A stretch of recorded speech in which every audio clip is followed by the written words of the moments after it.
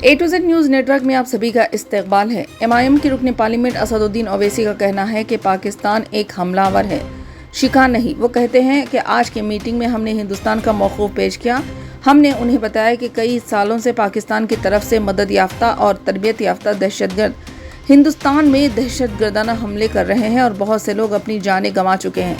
हमने उन्हें तमाम आदाद व शुमार फराहम किए हैं। मुंबई धमाका हो या ट्रेन धमाका हो, जम्मू कश्मीर असम्बली के सामने खुदकश हमला हो, पुलवामा पठानकोट हमला, हमने 23 दिसंबर को UN सिक्योरिटी काउंसिल को बताया कि आपको UN सिक्योरिटी काउंसिल को 20 दिसंबर को इस पर पाबंदी लगाई जानी चाहिए। भारत में कुछ गलत हो सकता है। हमने 15 अप्रैल को आसिम मुनीर की तकरीर के बारे में भी बात की, जो इन्होंने कश्मीर के मुलविस होने के बारे में कहा। इससे भी साबित होता है कि पहलगाम में होने वाले दहशतगर्दाना हमले के बाद TRF तंजीम ने 2 बार इसका एतराफ़ किया है। तो सुबह में हम बहरीन के डिप्टी PM हैं शेख खालिद बिन अब्दुल्ला अल खलीफा, फिर उसके बाद जो शूरा काउंसिल के चेयरमैन हैं हिज एक्सेलेंसी अली बिन सालेह अल सालेह, और फिर जो फर्स्ट डिप्टी स्पीकर हैं हिज एक्सेलेंसी अब्दुल नबी सलमान अहमद साहब के साथ और काउंसिल रिप्रेजेंटेटिव वाली मीटिंग हुई। बहुत अच्छी मीटिंग हुई।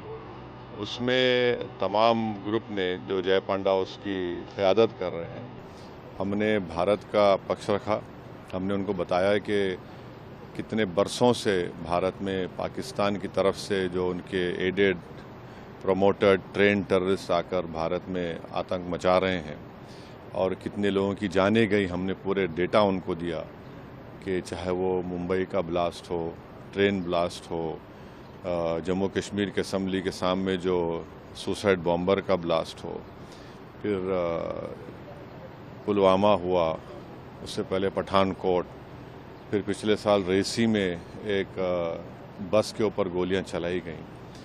तो हमने बताया कि ये पूरा स्किट जिसमें ट्रेडमार्क्स पाकिस्तान के हैं। और एक बात हमने बताई कि जो TRF ये जो टेररिस्ट ऑर्गेनाइजेशन है, 1262 जो सिक्योरिटी काउंसिल का जो सैंक्शन कमेटी के सामने दिसंबर 2023 में कह दिया था कि TRF पे आप सैंक्शन लगाइए, ये यहाँ पर भारत में गड़बड़ कर सकता है।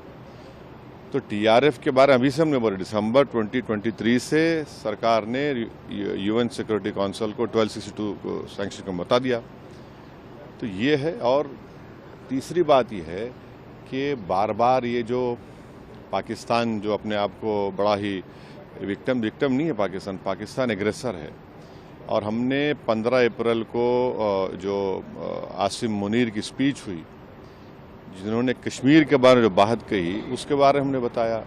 और फिर देखिए, पाकिस्तान का इन्वॉल्वमेंट इससे भी साबित होता है कि जो पहलगाम के टेररिस्ट अटैक के बाद TRF ऑर्गेनाइजेशन ने 2 मरतबा इंटरनेट के ऊपर उसको कबूल किया, और भारत सरकार ने, जो हमारे एक्सपर्ट्स ने, साइबर के एक्सपर्ट्स ने मालूम किया, तो वो तो पाकिस्तान के मिलिट्री कैंटोनमेंट के करीब से उन्होंने उसको इंटरनेट पर डाला। वो तो फुटप्रिंट्स निकल नहीं सकते।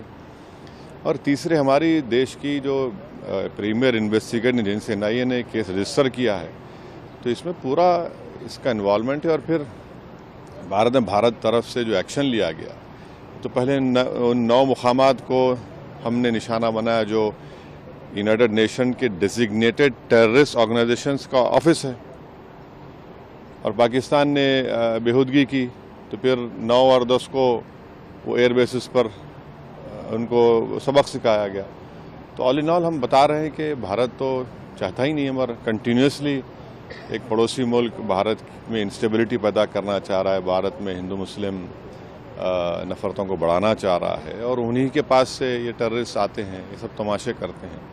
तो बहुत अच्छी मीटिंग्स हुई और सब ने इस पॉइंट को उनके सामने रखा, और उन्होंने भी सुना है। हम उनको ये कह रहे हैं कि आप भारत को आप जो देख रहे हैं, और भारत यहाँ पर बहरीन में तो 1962 तक रिज़र्व बैंक ऑफ इंडिया की तरफ से गल्फ रुपी इस्तेमाल होता था, और भारत पहला देश है जो एंटी कॉलोनियल स्टैंस लिया था यूनाइटेड नेशन में, और उसकी वजह से बहरीन को यहाँ पर अंग्रेज़ों को छोड़ के जाना पड़ा।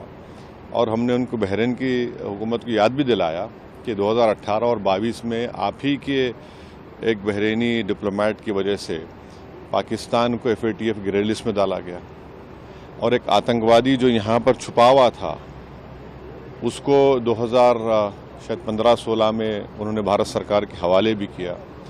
तो हम उनसे कह रहे हैं कि मिडिल ईस्ट में FATF के मेंबर हैं और वो पाकिस्तान को दोबारा ग्रे लिस्ट में लेकर आए, क्योंकि जो फंड्स आ रहे हैं उसके ऊपर कोई रोक टोक नहीं है। और 2026-27 में बहरीन सिक्योरिटी काउंसिल का मेंबर भी होने जा रहा है, तो इस एतबार से भी ये बहुत अच्छा रहा।